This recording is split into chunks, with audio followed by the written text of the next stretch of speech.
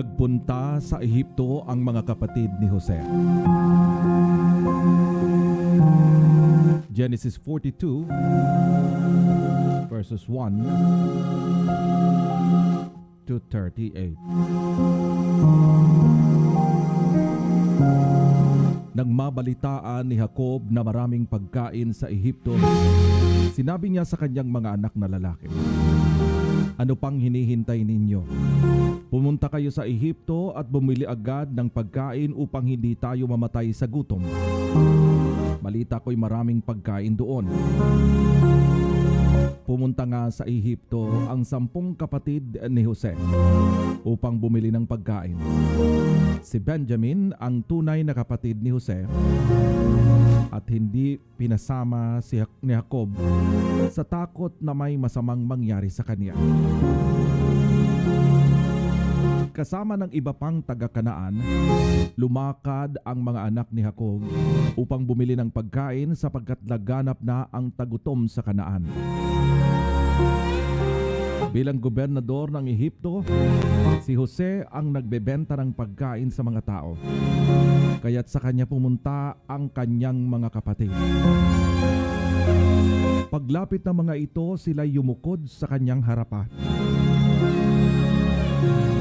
Nakilala agad ni Jose ang mga kapatid niya. Ngunit hindi nagpahalata. "Taga saan kayo?" Mabagsik niyang tanong. "Taga Kanaan po. Narito po kami upang bumili ng pagkain." Tugon nila. Nakilala nga ni Jose ang kanyang mga kapatid. Ngunit hindi siya namukhaan ng mga ito. Naalala niya ang kanyang mga panaginip tungkol sa kanila. Kaya't sinabi niya, "Kayo'y mga espiya at naparito kayo upang makita ang kahinaan ng aming bansa, hindi ba?"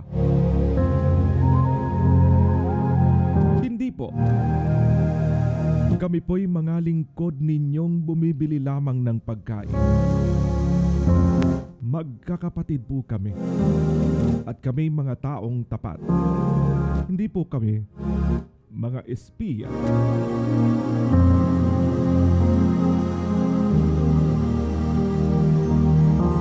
"Hindi ako naniniwala," sabi ni Jose. "Naparito kayo upang alamin ang kahinaan ng aming bansa." Kaya't nagmakaawa sila.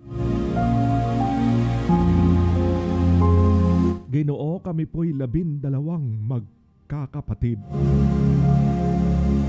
Nasa Kanaan po ang aming ama.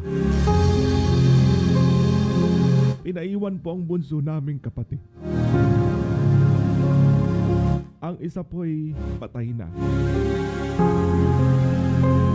Sinabi ni Jose, "Tulad ng sinabi ko,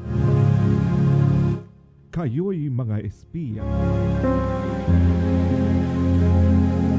At isinusumpa ko sa ngalan ng Faraon,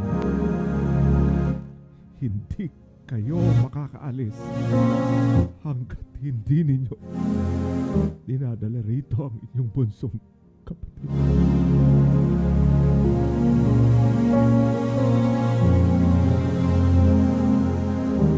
"Umuwi ang isa sa inyo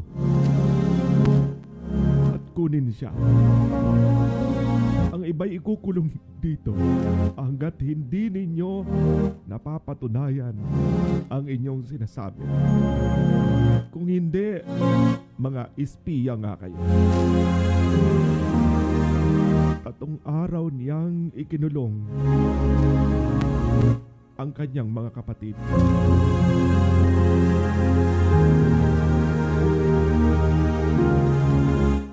Pagsapit ng 3 araw, sinabi ni Jose sa kanila, "Ako'y may takot sa Diyos. Bibigyan ko kayo ng pagkakataong mabuhay kung gagawin ninyo ito. Kung talagang nagsasabi kayo ng totoo, isa lamang sa inyo ang ibibilanggo ko. Ang iba'y makakaalis na at maaari nang umuwi ang pagkaing binili ninyo para sa inyong pamilya. Ngunit pagbalik ninyo ay kailangang isama ninyo ang bunso ninyong kapatid.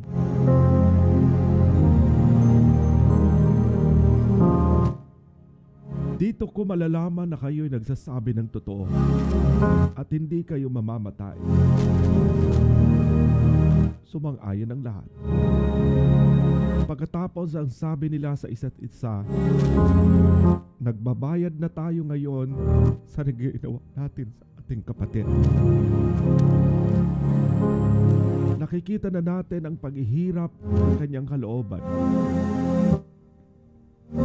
Ngunit hindi natin pinapansin ang kanyang pagmamakaawa. Kaya tayo naman ang nasa kagipitan.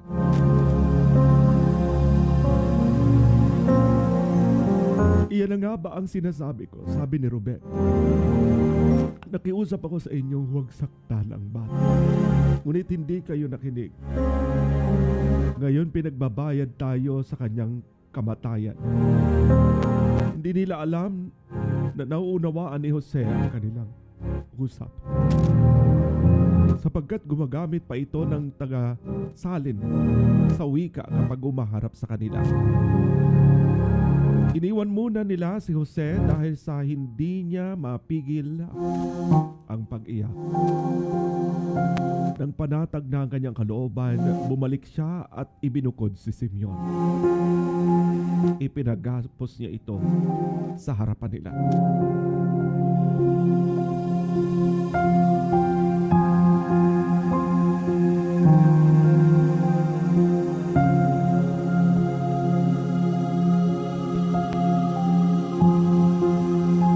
Iniutos ni Jose na punuin ng trigo ang kanilang mga sako at ilagay doon ang salaping ibinayad nila. Pinagbigyan pa sila ng makakain sa kanilang paglalakbay. Nasunod lahat ang utos ni Jose. Ikinarga ng magkakapatid sa mga asno ang kanilang biniling pagkain.